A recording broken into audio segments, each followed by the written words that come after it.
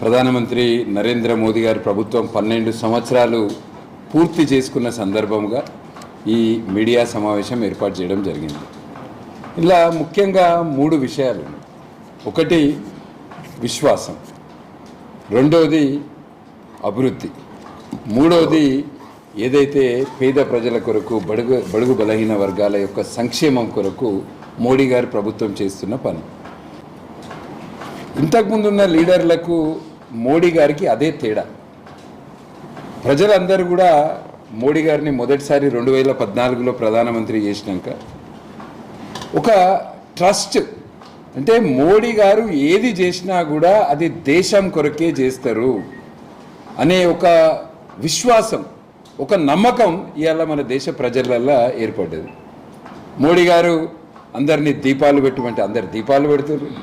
మోడీ గారు అందరినీ ఇంటిపైన జాతీయ జెండా కట్టుకోవాలని అందరికీ పిలుపునిస్తే అందరూ హర్ ఘర్ తిరంగా కార్యక్రమం చేస్తారు. మొన్న మోడీ గారు ఇప్పుడున్న ఆర్థిక వ్యవస్థ, ఇప్పుడు ఏదైతే యుద్ధం జరుగుతుందో దాన్ని దృష్టిలో పెట్టుకొని బంగారం కొనడం తక్కువ చేయాలి అంటే ప్రజలు బంగారం కొనడం తక్కువ చేస్తారు. వేరే దేశాలకు పోవడం తక్కువ చేయాలంటే తక్కువ చేస్తారు. ఎలక్ట్రిక్ కార్లు కొనమంటే ఎలక్ట్రిక్ కార్లు కొంటారు.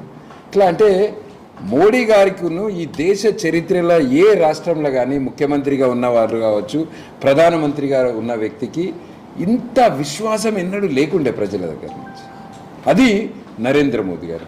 మోదీ గారు ఏది చేసినా దేశం కొరకే చేస్తారనేది ఒక బలమైన విశ్వాసం ఇవాళ ప్రజలలో ఏర్పడ్డది. రెండవది అభివృద్ధి. దేశమంతటా అభివృద్ధి కంటే నేను ఎక్కువ తెలంగాణలో ఏం అభివృద్ధి చేసిండ్రు అనే దాని మీద మాట్లాడతాను. మన మంచిర్యాలకి కేంద్ర ప్రభుత్వం ఏం చేసిందనే విషయంలో మాట్లాడతాం. తెలంగాణ రాష్ట్రానికి ఏదైతే ట్యాక్స్ల రూపంలో రావాల్సిన వాటా మనము 2014 నుంచి 26 వరకు చూసుకుంటే ఈ 12 సంవత్సరాలలో 1,18,000 కోట్లు తెలంగాణకు రావాలి ట్యాక్స్ రూపంలో. ఇది కాకుండా కేంద్ర ప్రభుత్వం ఇచ్చిన నిధులు దాదాపు 1,00,000 కోట్లు. ఈ ఒక్క ఆర్థిక సంవత్సరమే చూసుకుంటే మనం 2026-27 ఆర్థిక సంవత్సరంలో ట్యాక్స్ల రూపంలో రావాల్సింది 33,180 కోట్లు తెలంగాణ.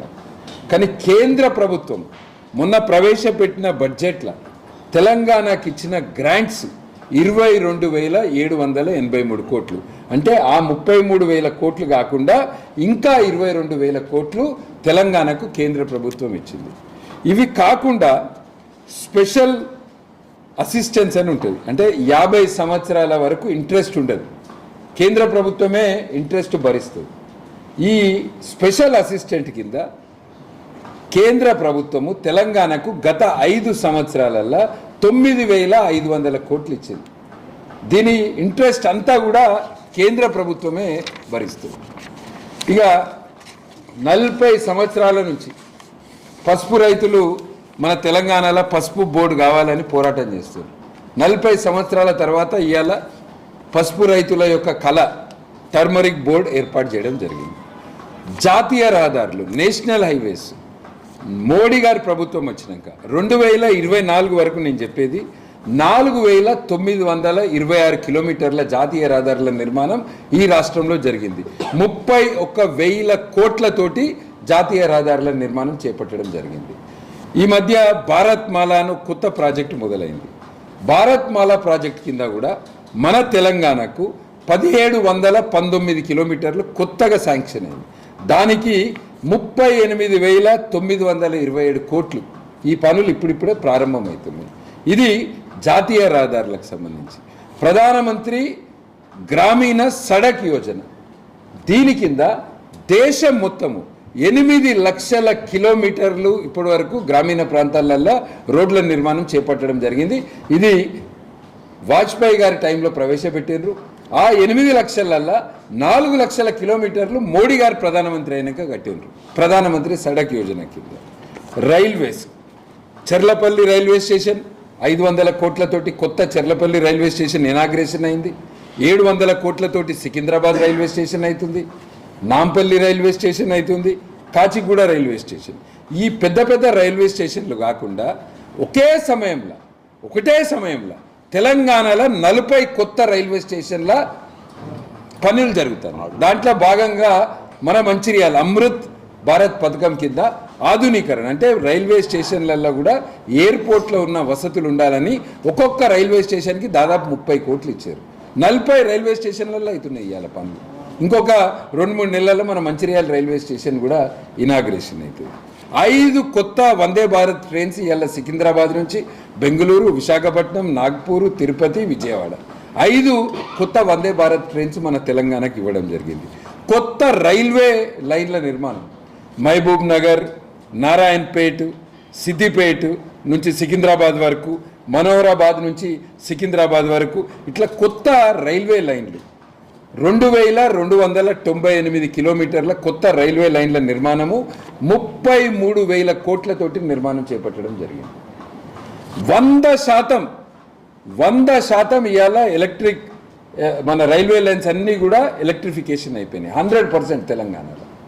ఇది రైల్వేలకు సంబంధించిన. దీంతోపాటు హైదరాబాద్ సికింద్రాబాద్లో 13 కొత్త స్టేషన్లను జోడించి ఎంఎంటీఎస్ రైల్వేని ఇటు మీరు చూసుకుంటే సుచిత్ర, కొంపల్లి వరకు ఇట్లా 13 దిక్కుల మెట్రో మోడీ గారు 2017లో మెట్రో హైదరాబాద్ మెట్రో ప్రారంభించినాక కొత్తగా ఇంకా 69 కిలోమీటర్ల మెట్రో లైన్ కట్టడం జరిగింది.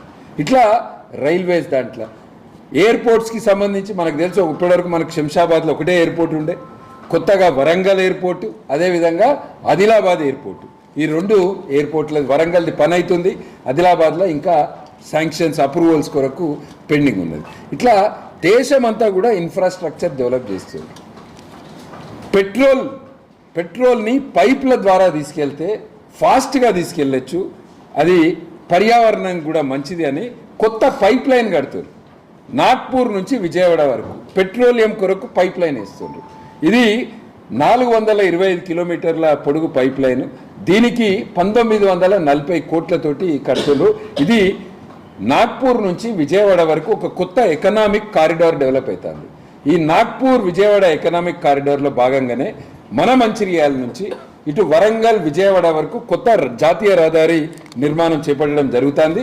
దానికి మన మంచిర్యాల నుంచి వరంగల్ వరకు 108 కిలోమీటర్లు మొత్తము ఈ హైవేకి, ఈ జాతీయ రహదారికి 6,100 కోట్ల రూపాయలు శాంక్షన్ అయింది. దీనికి ఇప్పటికే ల్యాండ్ అక్విజిషన్ అయిపోయింది. మన మంచిర్యాల నుంచి వరంగల్ వరకు పనులు కూడా ఇప్పటికే ప్రారంభమైంది. కొత్తగా మన మంచిర్యాల నుంచి లక్షట్పేట్, ధర్మపురి, జగిత్యాల మీదుగా ఆర్మూర్కి 5,200 కోట్లతోటి కొత్త జాతీయ రహదారి, దానికి కూడా మొన్న కేంద్ర కేబినెట్ ఆమోదం తెలిపింది.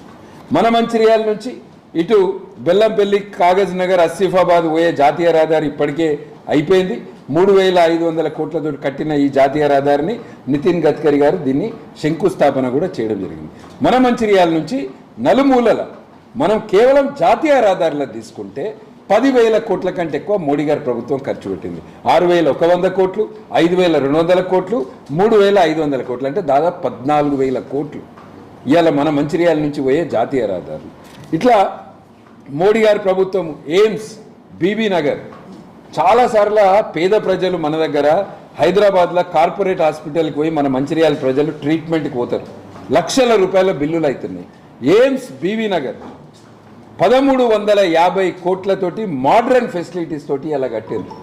ఎవ్వరు కూడా అక్కడికి ట్రీట్మెంట్కి పోతే ఫ్రీగా ట్రీట్మెంట్ అవుతుంది. ఎయిమ్స్ బీబీ నగర్ 1,350 కోట్లతోటి. దేశం మొత్తం మీద 28 నవోదయ పాఠశాలలు వస్తే కొత్తగా, అందులో 7 నవోదయ పాఠశాలలు మన తెలంగాణకు వచ్చింది. ఇది నరేంద్ర మోదీ గారి ప్రభుత్వం చేస్తున్న పని. ఇట్లా ఇంకా అనేక విషయాలని ఒక చిన్న ఉదాహరణ చెప్తా మీకు.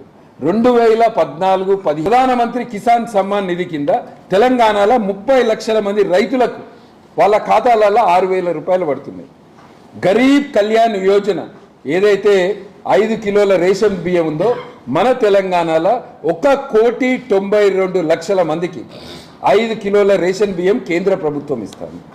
తెలంగాణలో ఉజ్వల యోజన కింద ఎల్పిజి కనెక్షన్స్ 11.8 lakhs కుటుంబాలకు ఇవ్వడం జరిగింది. ఇట్లా తెలంగాణలో కూడా జన్ధన్ ఖాతాలు మన తెలంగాణలో 1,32,00,000 జన్ధన్ ఖాతాలు తెరవడం జరిగింది. ముద్రా యోజన కింద లోన్స్ తెలంగాణకు 86,000 కోట్ల రూపాయలు ఇవ్వడం. అంటే ఒకవైపు అభివృద్ధి, ఇంకోవైపు పేద ప్రజల యొక్క సంక్షేమం కొరకు నరేంద్ర మోదీ గారి ప్రభుత్వం పనిచేస్తుంది.